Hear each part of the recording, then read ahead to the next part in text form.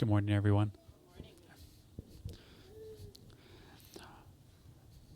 So with this being the last Sunday before we celebrate Christmas, I want to do my Power 5, kind of more Christmas themed, Christmas based.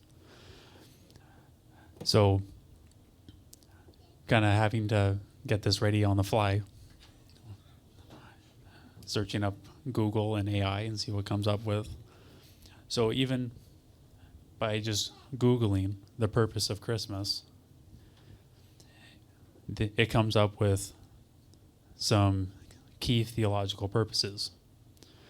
So number one is incarnation and salvation. God became flesh in Jesus, the Son of God, to save humanity from sin and death, and a plan that culminated on the cross and through his resurrection. A fulfillment of prophecy. Jesus' birth in Bethlehem to a virgin fulfills Old Testament prophecies identifying him as the promised Messiah. And God with us, or Emmanuel. The name Emmanuel signifies God physically entering human history to dwell with people. And love and redemption. It is a demonstration of God's profound love, offering forgiveness, inner freedom, and eternal life through belief in Jesus.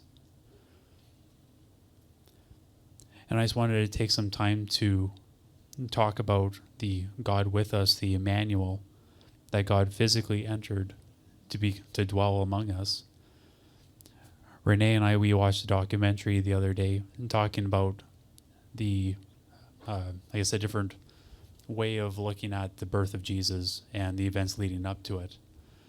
And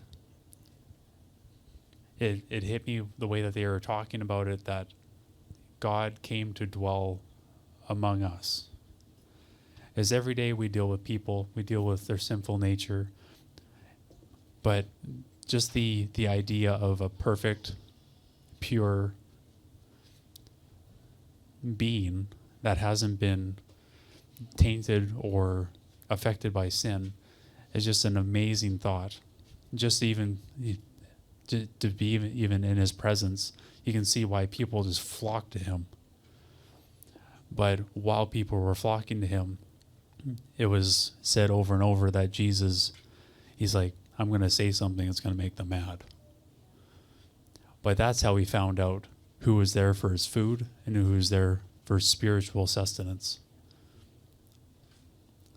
And as we enter into the holiday season, we just need to remember that in the busyness of everything with getting gifts and all the dinners, and don't get me wrong, a good meal, no one's complaining about. But we need to make sure that we understand as followers of Christ, as Christians, that we understand that Christmas is, besides Easter, one of the most important points of our history, of our purpose. And that it is only through God sending his Son to dwell among us and to die and to take that payment of sin on the cross for us that we're able to enter into a relationship with him, that we're able to appear before him without spot, without blemish, that it took the sacrifice of a perfect and blameless lamb to get that for us. And even though Christmas is a very joyous and happy occasion, we also need to understand what sacrifices were made for us through that. That Jesus was sent down from heaven, from a perfect place, into a place of anger and torment and anguish and all the other characteristics that come along with being a human being. And he had to be exposed to that, and he ended up making the sacrifice that no one else could make, so that it was the sacrifice to end all sacrifices. And as we enter into Christmas, let's just remember that it took the sacrifice of a perfect and